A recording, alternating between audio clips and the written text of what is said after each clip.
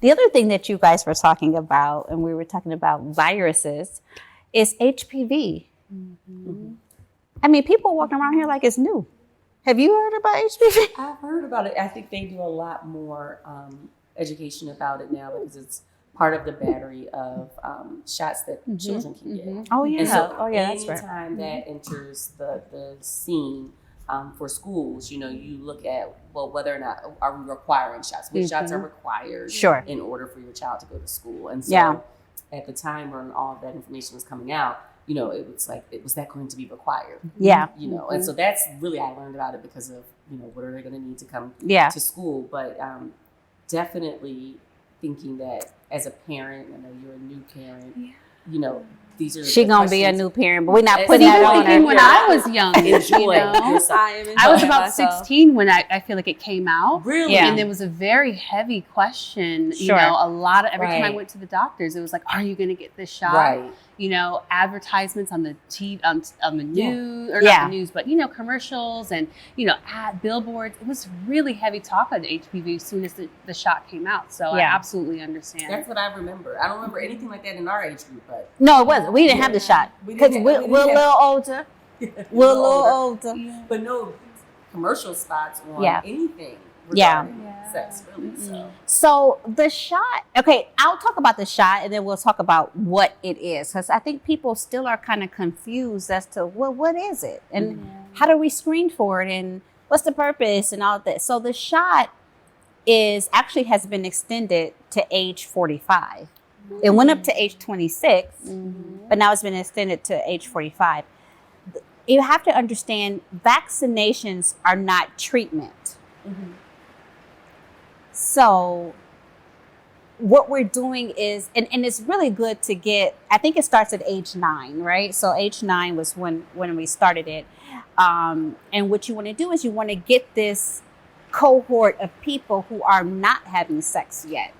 Yes, that's right here. So if you're exposed to certain types, and it's the high risk types, and we'll go over what that means. But if you're exposed to different types of HPV, having the vaccination can decrease your risk of getting HPV.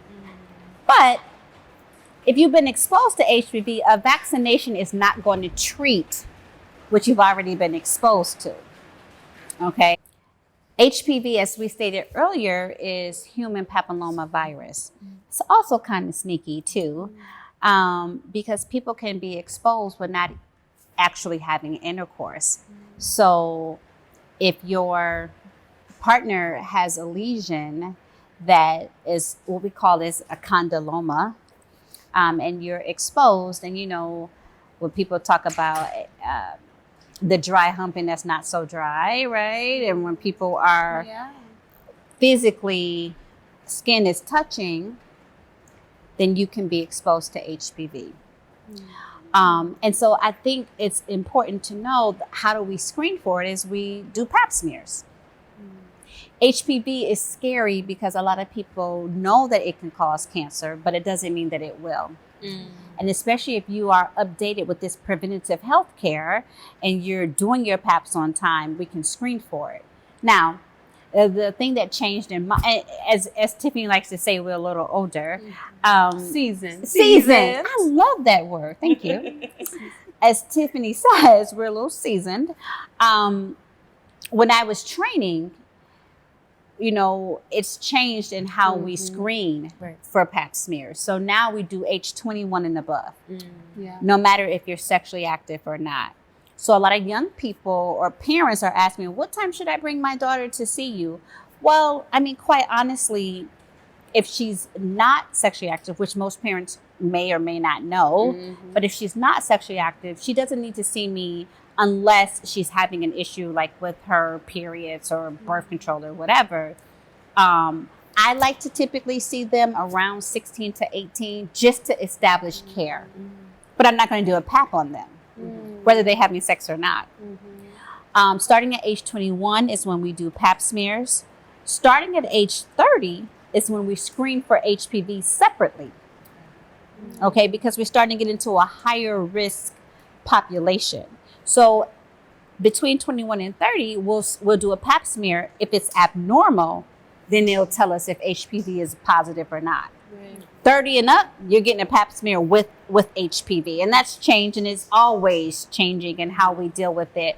I mean, and some of it can be confusing, but I think the take-home point is don't miss your pap smear. Yeah, I was going to ask, is that every year? No, I ask for every year. I do the most, y'all. Yeah. I go in every year. I'm like, they're like, well, you're in a community. I'm like, give me all the STIs testing. Give me all the paps. I want it all. So I just feel the peace of mentally mind. like the peace of mind. Yes. And so I'm curious because I've had some doctors say, well, you had a pap last year. Yeah. And I say, but I just want one. Okay. So technically, no, it's not every year. Right. Now, when we were growing up, it was every year. Now it's spaced out to every 3 to almost 5 years. Oh, wow. But you got to think about when we do research, the communities that we're doing research on. Correct. Right? Correct. So- Don't get me started. Right. That's another girl talk. Right? So I'm comfortable with 3 years. I'm personally, with my patient population, I'm not comfortable with 5 years. Okay. So if your doctor said, and if you come in and say, hey, I want every year, okay. Now there might be an issue with insurance because, You're right. I think I'm going to be stretching it. It's probably every 2 years. So, but okay, we can squeeze that in. But I do have a family history of ovarian cancer. And so that's why I think they might be able to push that through. And that's why it's also helpful and important for me. I want you to understand, and I'm glad you brought that up. Ovarian, okay, so we have a uterus, and I think we kind of talked about this. Pretty much every cancer of the uterus is not necessarily related to the other.